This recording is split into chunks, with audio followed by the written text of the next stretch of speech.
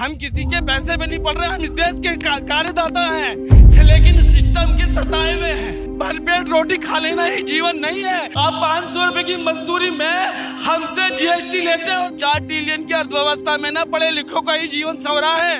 इसमें इतराइए मत। अभी भी ग्रामीण भारत में जीवन नरक है, शहरी स्लम में जीवन नरक है।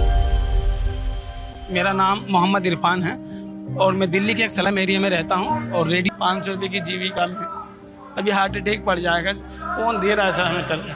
बेहतर सुविधा मुद्दा। आप 500 रुपये की जीविका में आप हमको कहेंगे कि शिक्षा भी हासिल करिए और आप साफ सुथरे कपड़े पहनिए, सफाई में रहिए, तो मुमकिन नहीं है सर।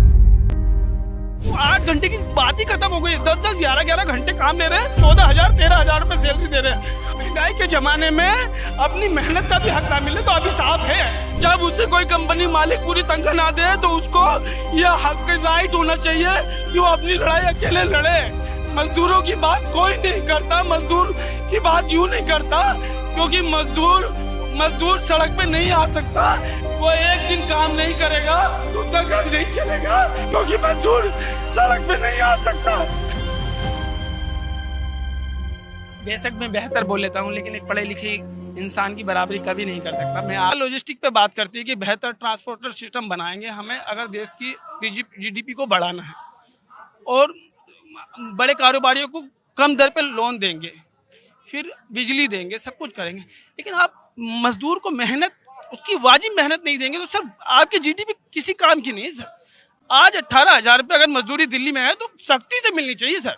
आप कहते हैं, हम कहते हैं ड्यूटी वर्क में जितना काम लेना है लीजिए, लेकिन उसकी मजदूरी अगर 18,000 है ना, 14,000 नहीं आनी चाहिए, बिल्कुल भी नहीं। महंगाई के ज़माने में अपनी मेहनत का भी हक ना मिले तो अभी साफ है।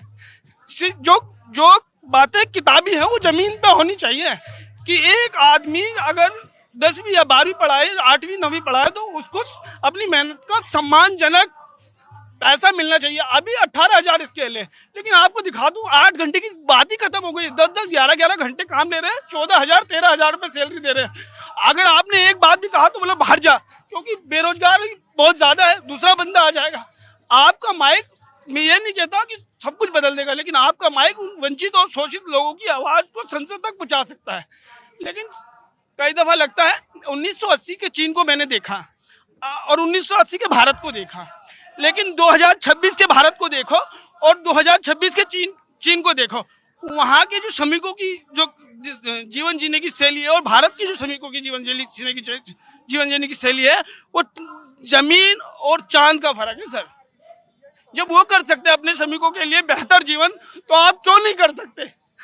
मैं एक मजदूर हूँ, इसीलिए ये बात कह रहा हूँ, समझ रहे ना। मैं मजदूर वर्ग से आता हूँ और मैं इस देश के तमाम मजदूर वर्ग की पीड़ा को समझता हूँ। मैं कोई पढ़ा लिखा नहीं, शिक्षित नहीं, किसी राजनीतिक दल से नहीं हूँ, ना भविष्य में मैं नेता बन सकता हूँ, ऐसी कोई ख्वाहिश नहीं है।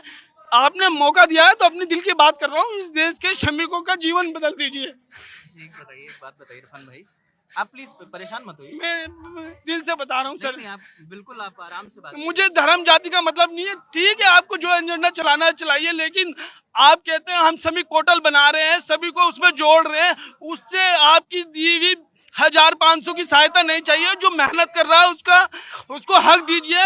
जब उसे कोई कंपनी मालिक पूरी तनख्वाह ना दे तो उसको यह हक राइट होना चाहिए कि वो अपनी लड़ाई अकेले लड़े, ना कि किसी संगठन या दल की उसे मदद लेनी पड़े। मजदूरों की बात कोई नहीं करता। मजदूर की बात यूं नहीं करता क्योंकि मजदूर सड़क पे नहीं आ सकता। वो एक दिन काम नहीं करेगा तो उसका घर नहीं चलेगा। इसी का फायदा उठाते हैं सभी राजनीतिक दल।